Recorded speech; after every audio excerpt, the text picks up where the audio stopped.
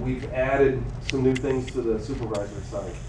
Again, for anybody that's new, our front end is the Tritium JSPOC stuff. Our controllers are BACnet, which sits down here.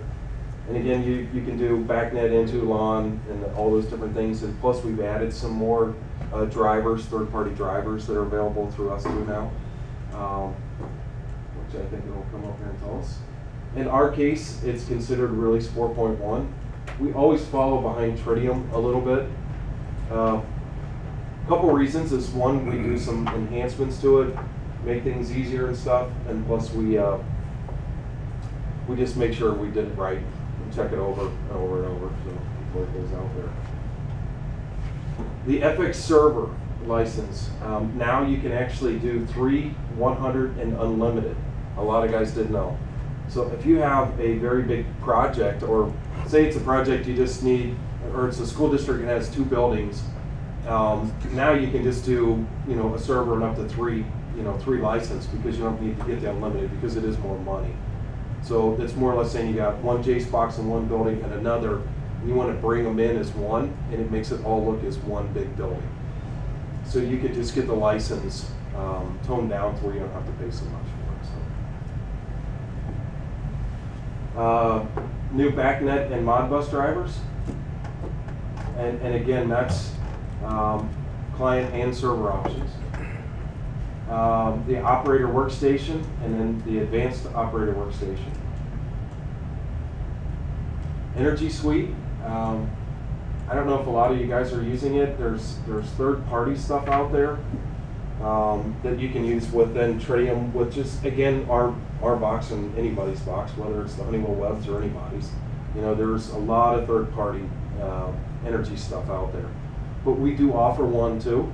And they're doing some more and more enhancements to it and making it a lot easier to set up. That's probably the biggest thing, is just setting up the energy stuff. So the biggest thing there is, facility operators with these tools can just, regarding, just check out their energy usage and spend. And we've set all that up for you guys just to make it a lot easier. New drivers, there's every day it seems like more and more drivers are being added. So if you got a building that's got American Automatrix, Andover, a lot of this stuff's different even from... That Andover's proprietary driver? We've got 2 different Andovers now. I don't know how to name. Infinity? Is that what someone said? Yeah. Infinity is one, and then there's another one. I think we have 2 of them. Yeah. So. They got a lot of it. Yeah.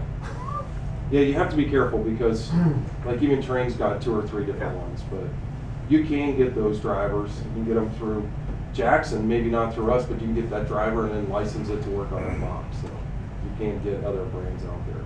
From Carrier, all kinds.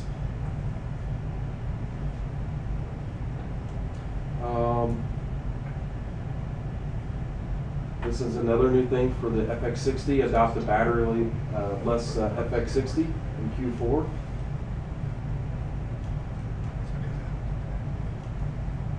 This was one of our biggest things that we have with the Johnson Controls front end, being the 2060s and 70s. The biggest thing that we have is we've made all these things simpler when doing a front end. The new station wizard, import manager, point extension manager, global point extension manager. I won't go through them all, but real-time trending, navigation view, the N2 drivers already built in, mobile access, wizards for the LX controllers. And I don't know if a lot of you guys know or not, but Distech.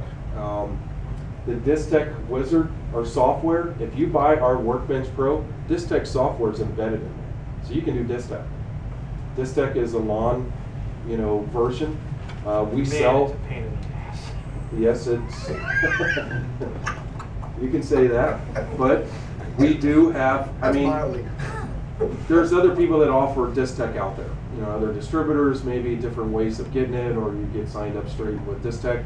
But since we sell the Distech, our LAN offering is the Distech controllers. So You know, we have our BACnet and our N2, but our lawn offering right now is the Distech. And the Distech software to configure their controllers, download their controllers, is already embedded into our Workbench software. So as long as you know the Tritium number, the Niagara number, to match the Workbench with it, then you're good to go.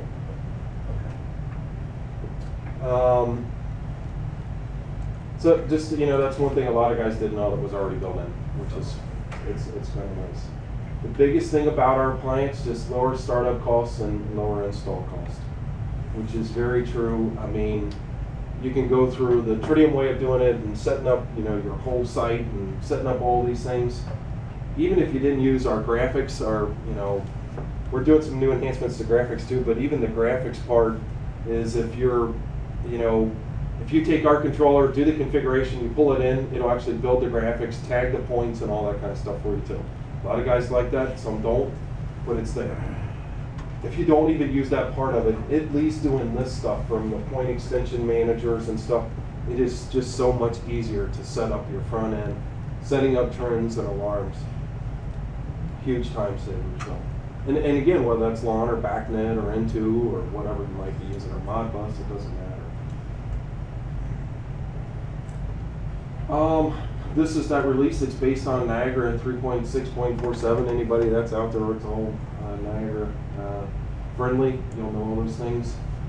And this is being released right at the end of the month to 1st of April. So I know these are all scheduled.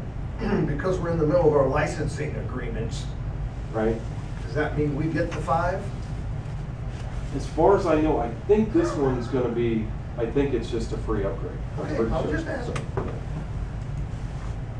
If not, you know, they love it's to sell very stuff. minimal. I know, but even if it's not, it's pretty minimal. So. It's not like thousands of dollars or anything like that. Not like the license, okay. No.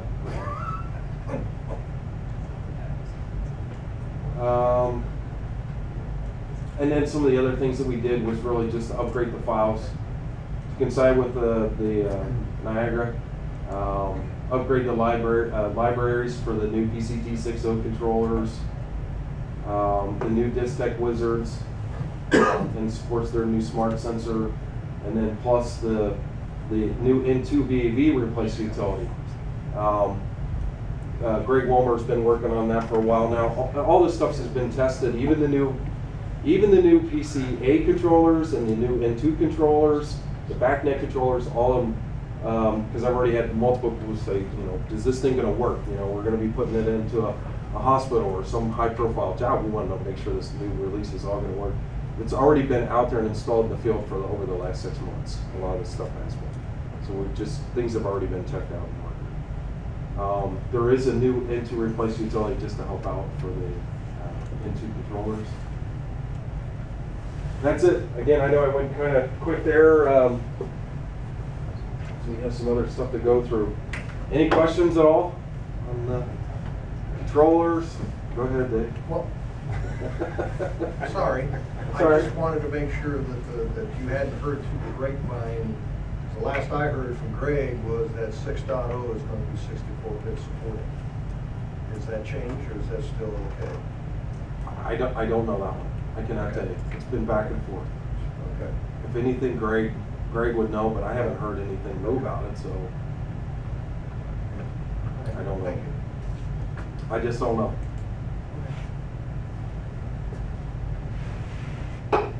It seems like the whole 64-bit machine thing has just been crazy. Okay.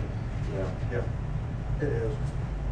And I don't know how many, I mean, that's pretty much everybody wants to buy 64-bit because it's the newest and latest and greatest thing out there, but It's a pain. But it can be, yeah. Let's see. I'll talk about the drives before we go any farther. No other questions on the tour software? Or, and again, at the end of it, I can go through some of that stuff if anybody wants to stay and go through those too. VFDs. Johnson Controls, this is our standard VFD offering. You know, we've had these drives for a while. They're the JCI Open Drive, which was, you know, 3 to 200 horsepower. You know, lead times, we could get them in